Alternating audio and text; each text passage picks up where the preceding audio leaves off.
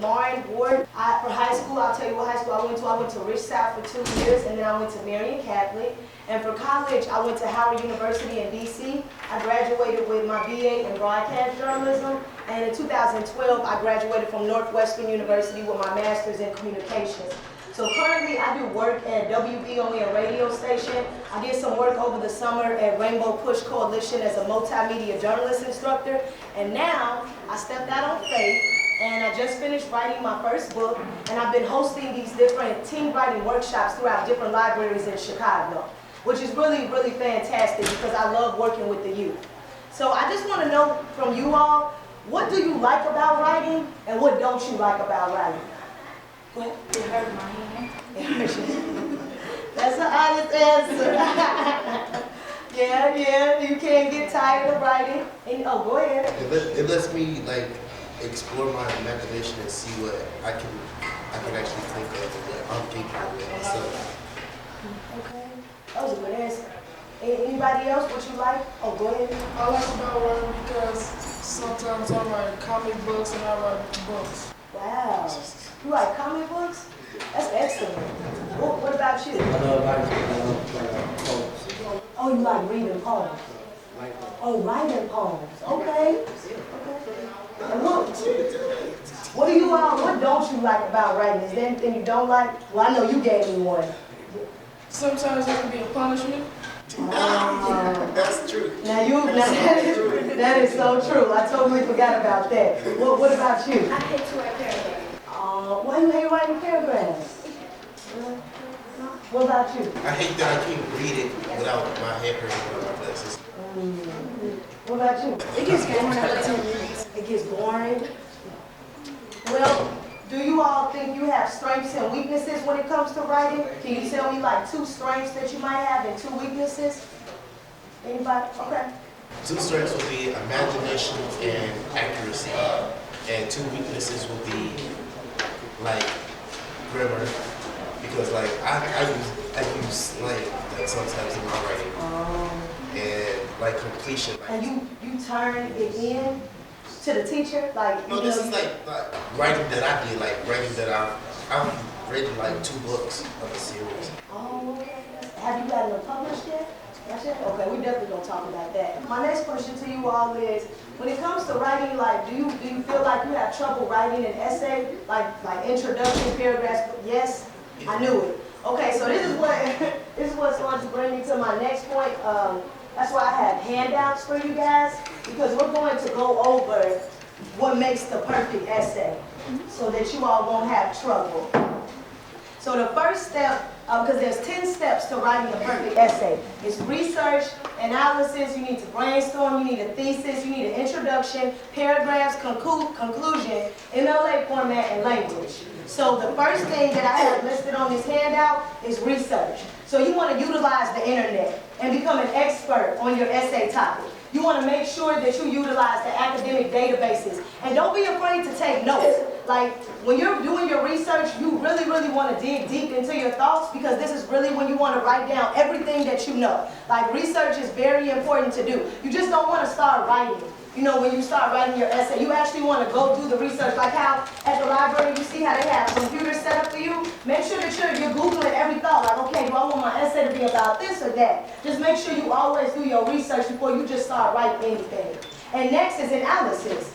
So you might want to look back at some of the old essays that you've already written. You might want to compare some of the essays that you already have to some of the ones you wrote in the past. So like if you got 100% on one of your essays that you wrote from the past, you might want to refer back to that, because that could definitely help you to write a stronger essay for the next time around. Now, I'm not saying that when you review essays that you should look at other people's work and necessarily copy what they have, but you can definitely use that as a reference so that you can make sure that your paper is good for the next time around.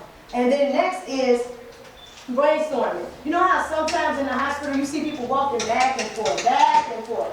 That's because they're thinking. So I like to think of brainstorm. I like to use that example because you're writing down everything. Like you're meditating with your pen and paper. You're not, and don't think like, that you're writing down something wrong, because there is no right or wrong answer when you're brainstorming. I do it all the time. Like, for example, when I get ready to do my motivational speeches, I'm writing down different topic ideas that I have. Now, I don't use all of them, but I do write down each and every topic idea that I have. So that's an example of like brainstorming. And then thesis. You want to base your entire essay around your thesis. You guys with me?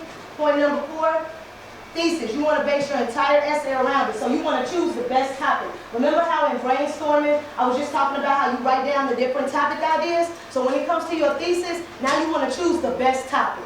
And for example, you might even want to ask your mom and dad, like, you know, Mom, what do you think about this topic idea? Did I capture your attention when I told you about this idea? Don't be afraid to ask questions, because I'm telling you, the reader, like, who was it? I think one of you all just said that when you do essays, you get bored. Well, if you're doing an essay and a person begins to read it and they're bored, I'm telling you right now, especially if it's your teacher reading it, you might not get 100% on that paper. So that's why I said you want to choose the best topic. Then next, outline. When you do your outline, use one-line sentences. Make sure that you use bullet points. That's very key, because your teacher wants to be able to follow along with your outline. They want to make sure that when they're reading your essay, that you have straight bullet points that are clear and concise to the point. So on introduction, this is where you want to grab the reader's attention. Like I said before, when a person is reading your essay, you want to make sure that the minute they read it, from the first sentence, that they grasp what you're talking about. It's very important to catch people's attention when they're reading your paper. Because like I told you before, if somebody is not interested, they'll just toss it to the side. It was a waste of time. So introduction is very key. And then paragraphs. I know you said that you are not particularly happy when you have to write paragraphs. But the paragraphs is the body of the essay. That's the meat of it. You know, so it should be exciting and fun. Don't think of an essay as something, oh, well, I have to do it. Like, make it exciting for yourself. Whether your teacher picks the topic or not, just find something within it that will make you happy to do it. And when you get to the paragraphs, find one single idea that you can focus on and just write your essay about that. Make sure, of course, you have to have the support of evidence. You have to support your details of what you put in the essay. But your paragraphs, that's something really key to the essay, because it's the meat of the entire paper that you're writing. And then next is the conclusion. Like I said before, you remember how in the introduction I said to you guys that you want to catch the reader's attention? Well, when you're doing the conclusion, you want to do the same thing too. You have to make sure that the last idea that you give to the reader is memorable. So whether it's a question or a quote, you just want to make sure that whatever you write, it resonates with the reader after they're done reading your essay. And then MLA, Modern Language Association, make sure that if you're using quotes in your essay, make sure you're citing it. Do you all know about plagiarism? You familiar with it? So that's why you always want to make sure that you cite your information. Even when you're done writing your essay, make sure you always have a reference page. You need to cite any quotes or any other information that you use from an author, because that's an automatic 0 if you don't. And the last step is language. So you know how you go to McDonald's and you order a burger and fries? And you don't pull off from McDonald's until you check what's in the bag, right? Oh, exactly. Exactly. So it's the same thing with an essay. You have to proofread. You have to make sure there's no grammatical errors. You want to make sure there's no misspellings. You have to proofread your essay. Make sure that it's good to go. Don't turn in your work until you proofread it. Just like how you said you wouldn't pull off from McDonald's, you got to do the same thing with your essay. So those are like 10 steps that are perfect to write the perfect essay. Did anybody have any questions? Any questions on how to do that? When you, okay, like for example, when you, like you said about plagiarism and how you doing like the site, how you should use a reference page. Another thing, could another thing you do instead of doing the reference page, give the person who wrote the quote credit in the paragraph in the whole story? You're asking like, do you have to still do a reference page even after you already cited something from another person's work? And you gave them credit in the story. And you give them credit. Well, yeah, you always, even after you write the quote, you always need to put the person's name behind it to make sure that you give them credit for what they said. But still, you still need to do that reference page just to follow up with what you've given them. You always want to. It's like an extra reassurance of what you already put in your paper. So you want to make sure you follow up. Any other questions? No? Okay, moving right along. So now the next topic idea that I have for you guys How do you feel about entrepreneurship? Does anybody out there have ideas of starting their own business? Yeah? Oh, great. Okay, let's start. Seem like everybody. The reason why I asked you about entrepreneurship is because I started my own business. And in 2012, when I graduated from college, like undergrad, I started my own business called Lauren Ward Overcoming Obstacles. And this is a t-shirt that I created. And it has my Overcoming Obstacles on the front, and it has the domain for my website, lwoo.org. And then on the back, I put Massive Success, and it has my website again. So when I started my business in 2012, a quick background story about that, when I graduated from school, I wanted to be a reporter and anchor. So when I started this business in 2012, I didn't stick with it initially because I was so dedicated to journalism. But now in 2014, I'm going forth with my dreams of starting my own business because after college, you're not always guaranteed to find a job. And so that's why I kind of wanted to know from you guys what business you were thinking about starting, because if you do want to start your own business, you need a business plan. Today what I want you to do, it's actually perfect. You're in a group of 3 and you are in a group of 3 too. So what you guys are going to do now, I just want you to think about if you had your own business, what it would entail. And when you have your own business, you need to know who the owners will be. You need to have a mission statement. You also need to know what employees will work for you, the cost, and the product. So actually, everybody has something to write with, right?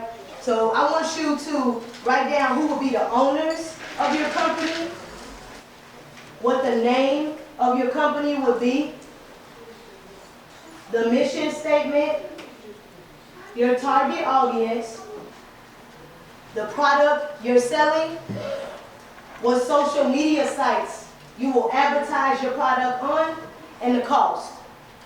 And just in case you guys don't know what a mission statement is, it's the purpose of your business. So like for example, for me, when I started Lauren Ward Overcoming Obstacles, I specifically started up this business because I wanted to do motivational speaking and I wanted to mentor kids. So that's the purpose of my business. I want to see you all prosper.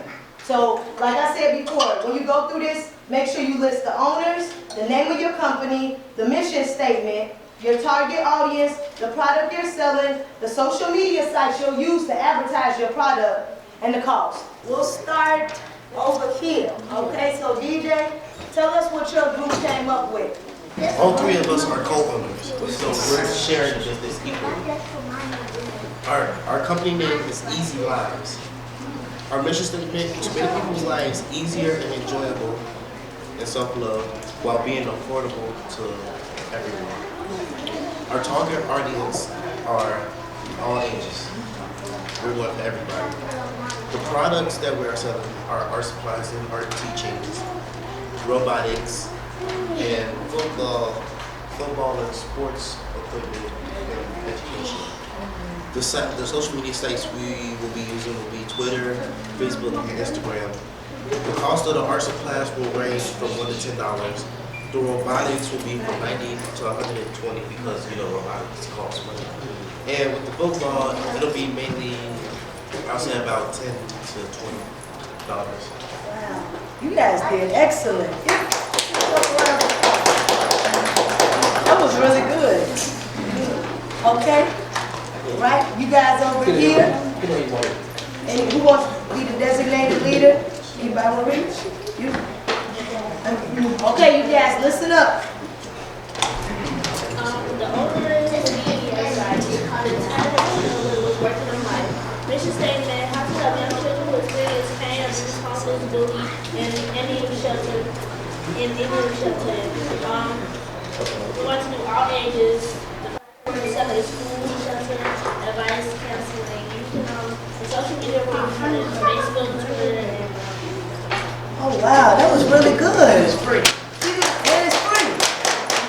And this would be this was really good. And it would be, you said, help young children who experience abuse, who are homeless, bullied, and need shelter. Oh wow.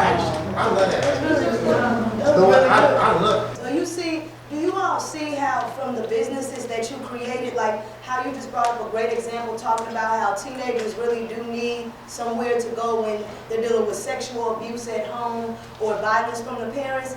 That's why if you guys have these ideas now, I don't want you to think that you're too young to put them into manifestation. And when I say that, I mean don't think that you can't implement your ideas. If you really create this business plan and you start networking and you actually write grants or get people to sponsor you, you can really create your own opportunity at the age you are right now.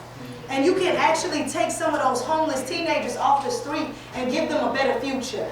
And the reason why I'm telling you this right now is because if you guys have this within you, don't wait until after you graduate college to start it. Because you can start it now. The economy is different. Like I told you all before, I went to college and I had it in my mind like as soon as I graduate, I'm going to get a job in my field and the rest will be history. But it wasn't. So I had to step out on faith and I had to start my own business. And so I encourage you all to do the same thing too. The next topic that I want to discuss with you guys is journaling. I just want to show you guys my journal. I journal too, like when I'm upset or when I'm angry or even if I'm happy. I just write all my thoughts and ideas down in my journal because what I want you all to learn, do you all ever see on social media how people post things on Facebook or Instagram or Twitter about their thoughts and ideas, like negative and positive? Not all the time, sometimes, not all the time. Well, do you see on social media, do you see a lot of negative comments or positive? Both? Both? Mostly about negative. Okay. No, you said, now listen to what he said. What did you say again? Mostly negative. Mostly negative? Okay. So this is my thing. This is what I want you all to understand about posting negative things on social media. For example, there's always usually a young lady on Twitter that's posting stuff about her relationship with her boyfriend. Or there's somebody on Instagram who's posting up pictures or videos of a fight that happened at their school, of a fight, or somebody's posting stuff about profanity. On the bus, on the train, Outside of school, it's always in the classroom when teachers sleep. washroom.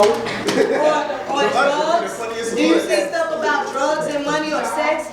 So see, this is the reason why I want you all not to play into what your counterparts are posting on Instagram, Twitter, or Facebook. You shouldn't play into that because it can affect you getting a job opportunity in the future.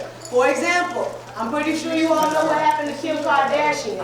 Even though now she's a mom and she's an adult now, something that people will always remember about her is the sex tape.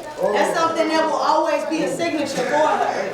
So, no you guys, I'm serious. I'm serious because this is something that can follow you for the rest of your life. And so I don't want you guys to end up in that type of situation where you post something on social media and it comes back to haunt you in the future. What I challenge you all to do, because not to say that you all are posting some of the negative comments on social media, I challenge you all to make sure the next time you get on Facebook, Instagram, or Twitter, to post something positive. Whether it's a motivational quote, whether it's a picture of you and your family, just to go against the odds of what everybody else in your age group posts. And for this next writing exercise, what I want you all to do, this is individual. I want you all to write down your thoughts and ideas. I'll give you 4 choices, either about Michael Brown, Trayvon Martin, Monet Davis, or the Jackie Robinson West Little League team. Because to be honest with you, I feel like if African Americans stood up a little bit more for what they believe in, and if they stood up a little bit more and actually voiced how they felt about situations amongst our people, it will make a difference. Okay, now let's see. Who wants to tell me first what they wrote?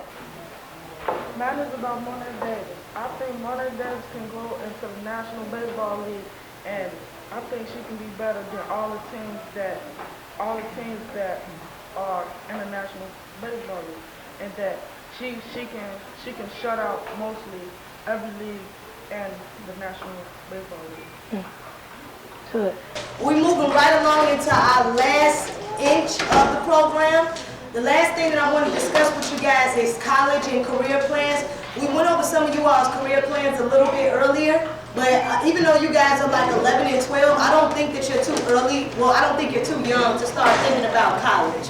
And I really encourage you all to start thinking about college right now. Like, start looking into some of your programs. You never know. A program out of state might have been exactly what you were praying for and what you were thinking about when you want to go to school. And your program might be here in state too. You never know. Now for me, I went away for college because I just wanted the experience of going to an HBCU, which is an historically black college and university. So I wanted to get something different of what I knew was around in my area. I knew I could have gone to U of I, or I knew I could have gone to Columbia downtown, but I just wanted a new experience. But for you, you can go out of state or you can stay in state. Like I said, it just depends on what school has your program. Because some of your programs might be here in state at U of I. But I knew that Howard University had a great journalism program, and that was my major in college. But I do encourage you all to go away. Chicago is a beautiful city, but there are several other states out there. I know one of my best friends is here now. Me and her, we've gone to Arizona together. We've gone to Miami. I mean, we've traveled. So that's why I encourage you all to go away for school. I encourage you to take road trips with your friends. I encourage you to save up money so that you can travel with your friends. It's a wonderful experience. Matter of fact, we just came back from Cancun this year. I mean, those are some of the things that you want to do when you get older. And trust me, you'll definitely want to save money because there will come a time in your life where you'll want to travel. And that's why I said getting your best experience to travel the world is by starting with college. There's nothing wrong with going to school out of state. Step out of your comfort zone. And then also, the last thing I want to discuss with you, I have a vision board.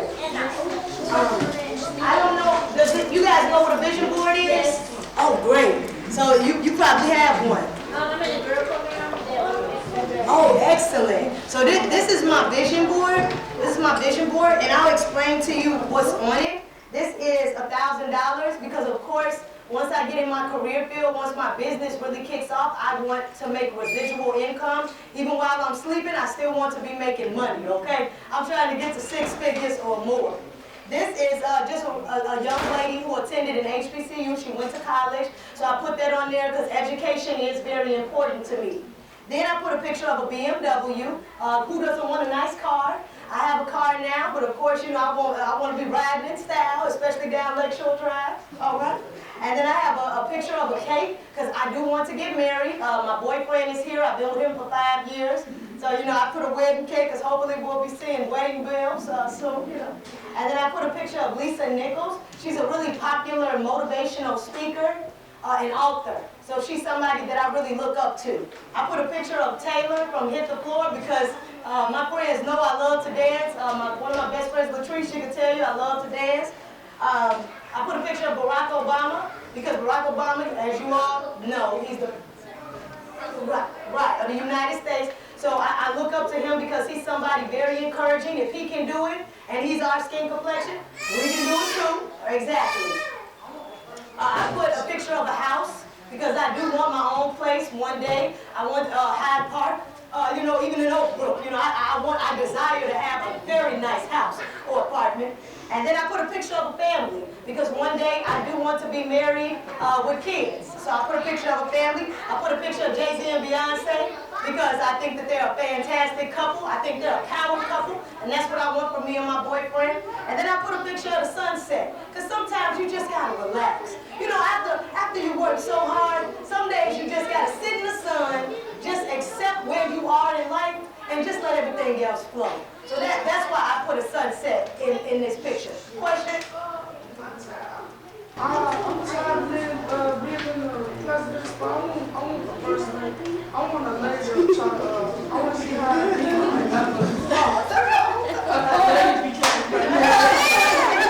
Now that's what I'm talking about, young brother. That's what I'm saying. I am so happy that you said that because yes, when he said that he is tired of Barack Obama just being, you know, a man, he wants a woman to take that spot.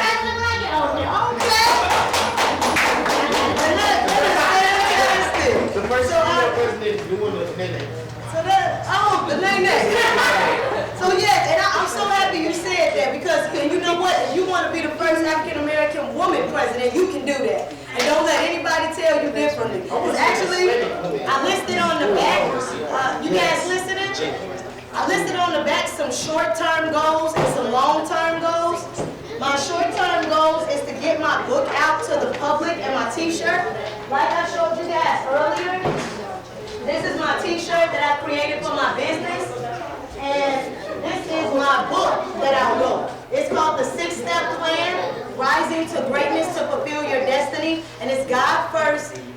education, career, your own place, marriage, and then kids. So like for me, I've done God first, I've done education, and now I'm on step number 3, which is career. And it's basically a guide for students who are in high school or even in college that just need to understand how you all can be successful in life.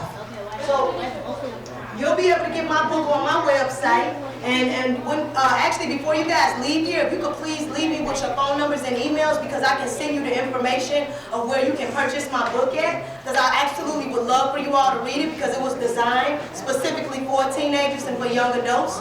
And then the second thing is, I want to do more workshops this year. So I have another workshop lined up in November and in December. And the last one is, I want to land a full-time job, because ultimately, with me doing my business, this is wonderful and great, but I still need a full-time job with salary and benefits to make sure that I can keep putting money into my business. And my long-term goal is opening up my own non-for-profit for the youth. My second one is to travel the world as a well-known motivational speaker, published author, entrepreneur, and actress. And last but not least, I want to have my own place like I told you all about earlier. So just make sure that you know what your short-term and your long-term goals will be. And so I know we're running out of time. We only have like about 5 minutes left. So that's enough time for me to do my motivational rap for you guys. But when you go home this evening, and like I said, that's why I want your emails and phone numbers. I just want you all to follow up with me about your short-term goals and your long-term goals. So I'll do my rap for you guys, and then that will be it, okay? L is for love, I is for inner power, F is for fight, E is for enthusiasm. Life is a challenge. What's your next step? What are you gonna do about it? Some people wake up in the morning feeling sad.